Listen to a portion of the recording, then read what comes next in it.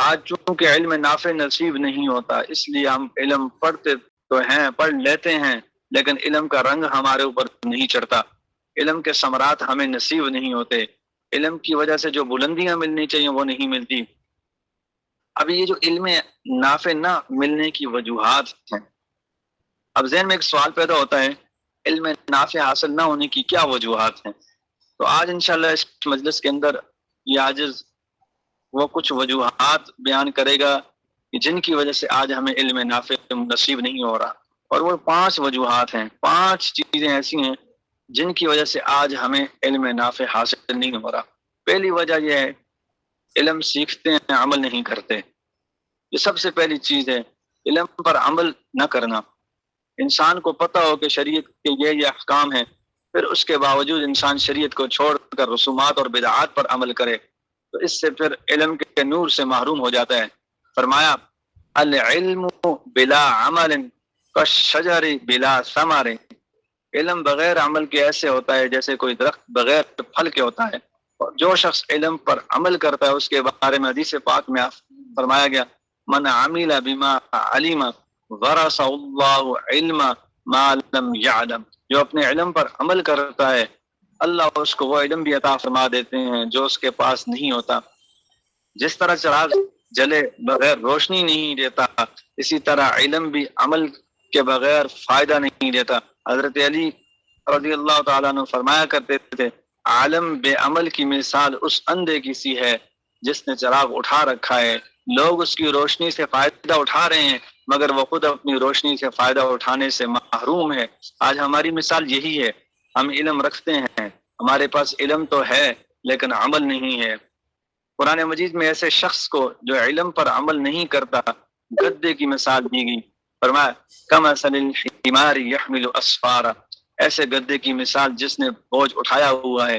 اس لیے ایک بزرگ فرما رہے تھے مجھے 2 چیزوں پر بہت تعجب ہوتا ہے، ایک عالم ہو پھر بے عمل ہو، دوسرا فاسق ہو اور اس کی قبر خوبصورت ہو۔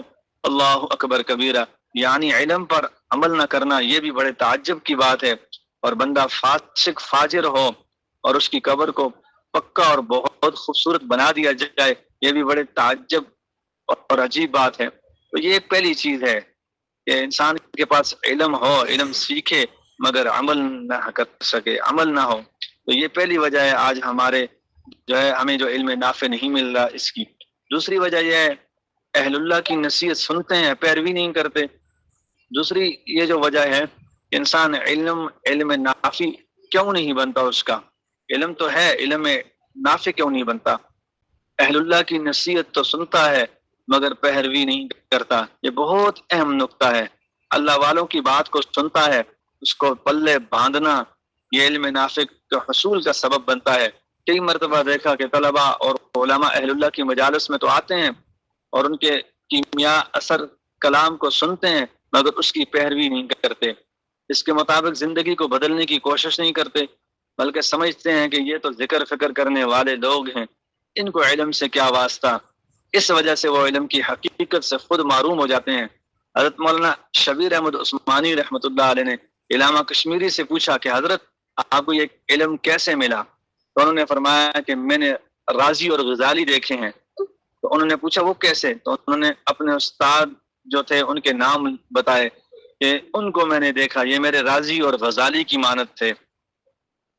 کتب بینی اور قطب بینی، حضرت اقدس تھانوی رحمۃ اللہ علیہ سے کسی نے کہا کہ حضرت آپ جو اتنی تصانیف لکھتے ہیں تو لگتا ہے کہ آپ نے بہت کتابیں پڑھی ہوگی، بہت ساری کتب بینی کی ہوگی، آپ نے بہت بڑی کتابیں پڑھی ہوں گی۔ تو حضرت نے فرمایا کہ نہیں، میں کتب بینی نہیں کرتا تھا، میں قطب بینی کرتا تھا۔ یہ قطب اولیاء کا ایک مقام ہوتا ہے۔ انہوں نے فرمایا کہ کیا مطلب؟ تو فرمایا کہ میں نے حاجی امداد اللہ مہاجر مکی کو دیکھا اور میں نے حضرت مولانا یعقوب نانوتوی کو دیکھا، یہ وہ حضرات تھے جو اپنے وقت کے کتب تھے، میں ان کی زندگی کو دیکھتا تھا تو میں نے کتب بینی کی، تو اس سے اللہ نے مجھے درجہ عطا کیا۔ آج لوگ صحبت میں رہتے ہیں، صحبت میں ہوتے ہیں، اللہ والوں کے ساتھ جو ہے تعلق جوڑتے ہیں، صحبت کے باوجود فیض سے محروم کیوں ہوتے ہیں؟ ہم اپنی زندگی میں کئی مرتبہ اہل اللہ کے قریب وقت گزارتے ہیں، دیکھتے بھی ہیں، مگر افسوس کہ ہم اپنی زندگی کو ان جیسا بناتے نہیں۔ ہم یہ دیکھتے ہیں کس طرح وہ غیبت سے بچتے ہیں، کس طرح وہ اللہ کے شکر گزار بندے ہوتے ہیں، کس طرح ان میں صبر ہوتا ہے، کس طرح حلم ہوتا ہے، کس طرح درگزر ہوتی ہے، کس طرح وہ دوسروں کے احسان کا بدلہ چکاتے ہیں، کس طرح ان کے اخلاق اچھے ہوتے ہیں، مگر ساری چیزوں کو دیکھنے کے باوجود آنکھوں پر پٹی بندی رہتی ہے۔